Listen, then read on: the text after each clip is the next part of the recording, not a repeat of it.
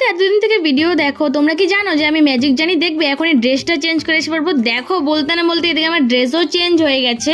এইদিকে একদম get up TET up দিয়ে মা আর আমি বেরিয়ে গেছি ব্যাংকে যাওয়ার জন্য। চলে এসেছি আমাদের কোকরাঝাড়ের সেন্ট্রাল ব্যাংকে। তো এখানে এসে মা ব্যাংকে থেকে টাকা উইথড্র করবে প্লাস ডিপোজিট করবে, গ্রুপের টাকাগুলো ডিপোজিট করবে এন্ড মার নিজের অ্যাকাউন্টে টাকাগুলো উইথড্র করবে। গাইস আমাদের খাবারের পয়সা নেই, টাকা উইথড্র করে খেতে হচ্ছে।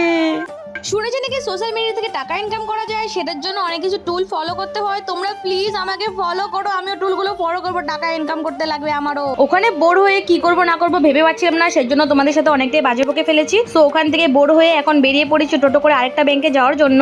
জানো তো আমাদের 4 জনের ব্যাংকের অ্যাকাউন্ট প্রত্যেকটা আলাদা আলাদা ব্যাংকে খোলা আছে। 4 জন বলতে আমি, মা, পাপা, আমার বোন, পুরো 4 জনের আলাদা আলাদা ব্যাংক। আমার স্টেট ব্যাংক অফ ইন্ডিয়া, বুনুর Baroda Bank of India and মার সেন্ট্রাল ব্যাংক, পাপার কানাডা ব্যাংক। তো সেজন্য ওখান থেকে কাজ শেষ করে এখন চলেছিলাম কানাডা ব্যাংকে বাবার এখানে। তো এখান থেকে কেওয়াইসি ডিপোজিট করে এখন চলে যাচ্ছি বাড়ির দিকে। বাড়িতে যাওয়ার আগে মার্কেটে আসবো, কিছু কেনাকাটা করবো না তা কি হয়। এখান থেকে আমি কিছু টপ কিনে নিয়েছি, 2টো টপ নিয়েছি। তো বাড়িতে এসে সন্ধে হতে না হতে শুরু করে দিয়েছিলাম ফানি ভিডিও শুট কমপ্লিট করে চলে এসেছি রান্না করে। মা আজকে সোয়াবিন বানাবে না, সেজন্য আমার বানাতে হবে। তো পুরোটাই মানে মাংসর মতো করে বানাবো সোয়াবিনটা, যেহেতু সোয়াবিনটা হাড্ডি ছাড়া মাংস বলে আমরা চিনি, বিশেষ করে বাঙালিরা চেনে যেটুকু জানি আমি। তো সেই জন্য ভাবলাম যে হাড্ডি ছাড়া মাংস যেহেতু হাড্ডি ছাড়া মাংসের মতনই বানানো যাক। তো সেই জন্য সেম মাংসতে যা যা দেয় সবটাই দিয়েছিলাম এই সোয়াবিন তরকারিতে। তো আমি আলু সোয়াবিনটাকে ভালো করে ভেজে তারপর তেলটা গরম হয়ে যাওয়ার পর তেজপাতা জিরে সম্বারে দিয়ে পেঁয়াজগুলোকে দিয়ে দিয়েছিলাম। পেঁয়াজগুলো ভালো করে রেড ব্রাউন করে ভেজে ওর মধ্যে দিয়ে দিয়েছিলাম পেস্ট করে রাখা মশলা। মশলার মধ্যে ছিল জিরে,